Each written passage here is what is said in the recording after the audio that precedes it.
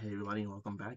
This is going to be a topic I wanted to discuss for a few different reasons that I haven't really touched on yet, even though it should be like obvious, I suppose. But if you've seen the videos on my channel, I have a series, where I discuss various things that I have to deal with in life and how I live with them and on like a daily basis and whatnot, like anxiety, scoliosis, so on and so forth. Because these are really things that you really don't know unless you see it for yourself or you speak to the person and whatnot. They tell you because it's not obvious. This one is a little bit more obvious. It is it's Black History Month, February, and being a black person, I decided now I might as well make the video. I guess seems a little bit more appropriate, um, timing wise. So this is, you know, just a little bit of what it's like to be a black person, or in my case, in particular, a black man. Just like, and just living through it, like, I guess, in this country, specifically. So, yeah, it's not the easiest thing to do. I can't say I'd be like recommending it to people. Like, yeah, you try this. It's the most fun, amazing thing ever. Like, no, not in the slightest. Um, so for one, I just hit on this topic because it's pretty big. It's serious. It's something we've seen in the news. We've seen on social media. We've seen it everywhere. It's hard to avoid, really. Um, a lot of black men get profiled by pretty much everyone. We go into stores, we're seen as thieves. Um, we go, um, we're seen by police, we're seen as like brutes, violent, aggressive, and unintelligent, just overall. For what purpose? I don't know. That is racism at its finest. You know, it's to oppress and then paint the oppressed as the oppressor, rather. Sorry. And, they do a good job at it. Sorry to say. So, there's always that stigma that we have to walk around and carry with us and, you know, um, be on our best behavior, like, quote unquote, around certain individuals and groups of people. Unfortunately, that's just how these stereotypes go. They stereotype us, and sometimes we have to do the same for our own aware self protection and be aware of certain things. Like, I'm sure people can relate. Like I've been told on numerous occasions, well, these people are going to see you like this because you are this, you know. And it's not nice, it's not fun, but it is what it is. And sometimes you have to deal with reality rather than having an idealistic standard of what things should be. I mean, we can have that, but just realize that that is not how things are, at least not as of yet.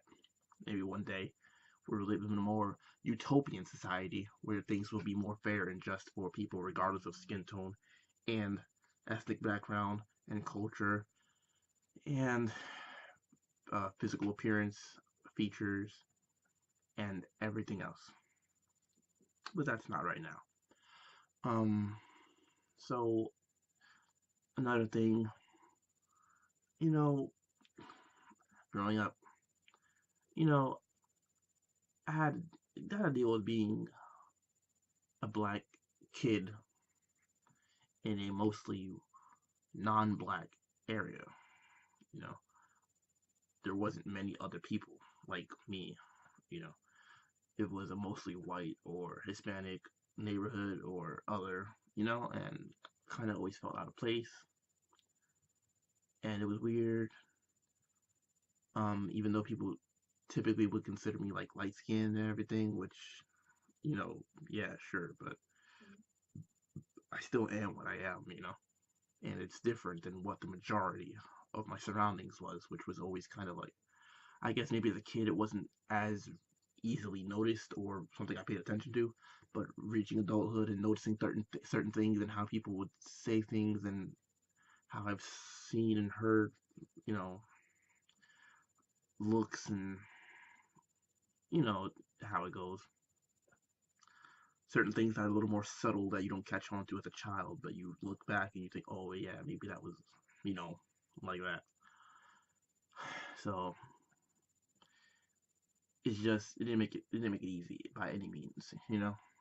I realized, oh, that thing could have been different if I was part of the majority, so to speak. Or in a different environment, neighborhood, surrounded by different people. Who knows how things could have went?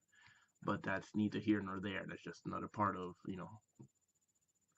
living with the color. Um, Another thing is our culture. You know, hip hop. There's other stereotypes besides what I mentioned before. There's the, oh, you must not rap because you're black. Things like that. Like, come on now. Yes, I can't rap personally, but I met black people that can't rap at all. Like, even though the people consider that like a positive stereotype, like, oh, you must be good at sports. No, I'm horrible. I'm not very athletic at all. I have to deal with certain issues that make it hard. But that's besides the point. Whether people see it as a positive stereotype, what the hell is a positive stereotype? Come on now. Like, can we cut it out? Asians are good at math. People say that's a positive stereotype. No, because not all of them are good at math. And yeah, being good at math is positive. Being able to rap is positive. Being good at sports is positive. Having a lot of money, positive, etc., etc. Yes, these things are all positive or nice to have, but let's not generalize and stereotype someone and assume that they have this trait or quality because of their ethnic background. That's a little bit foolish, especially considering you don't know the person. You saw them for one glance. Okay? Whether it's positive, negative, however you want to interpret it, let's just get to know someone before we judge like that. It's a little bit more of a decent human being thing to do. And another thing is, sometimes we have to deal with being, it's hard to pronounce the word for me, fetish fetishized. Okay, you know what I mean? Like sometimes we are the fetish of, you know, in my case, women, or in black women's case, men, or however you want to spin it. Um, yeah, sometimes we looked at it as a fetish. Like I've spoken to multiple women who were like, "Oh, a black guy. Oh my god, like I like black guys. Like, you know, at one point someone asked me, "Do you taste like chocolate? Do black guys taste like chocolate?" It's like I'm like, "What? What? That's so weird. Like, what kind of question is that?" Like, I was almost offended, but I was like young and I was like, "Oh, that's cool, I guess." Like, or, "Oh, you're black, so you must be really good at this, and you must be like real aggressive and like, ooh, so like tough and strong and like and tall." And it's just like, come on now, these are sort of positive stereotypes, but they're still stereotypes at the end of the day. Okay, um, you know, or like, "Oh, I like black guys, but my family doesn't. They hate them. They don't like them. They're racist." Okay, well, I don't want to deal with your racist family. I'm sorry. Like, how is that gonna like work? You know what I mean? Like, come on now. Or, "Oh, I don't have black children, but I do like black guys." Like, well, Okay, I guess you don't seem like you do then, considering the caveat or caveat rather. I hate pronouncing that word that you just gave, or the exceptions. And here's another one that really, really bothers me. It's like, oh, I don't normally like black guys, but you're different. Like, okay, maybe I am different than like some of the people you've met, but do you know all of us? Like, do you know like 1%? You know what I mean? It's like these things, these stereotypes, generalizations. Um, Once again, whether positive or negative, however you want to interpret it, it is still offensive, at least to most of us. Some people care more or less than others. Of course, that's a given. Thicker, thinner skin, whatever. But just speaking from my own perspective, and then there's also the fact that we also have to deal with not having history well represent us. Like in the public school system, it's harder for us to really know our history because it's not taught, and that's one of my problems with the public school system, and the curriculum. It's not really tailor made to fit people, and we are different, equal, all human, but we do have our differences. That doesn't make us any better or worse. It just makes us different. That's it. No need to hate. Spread love.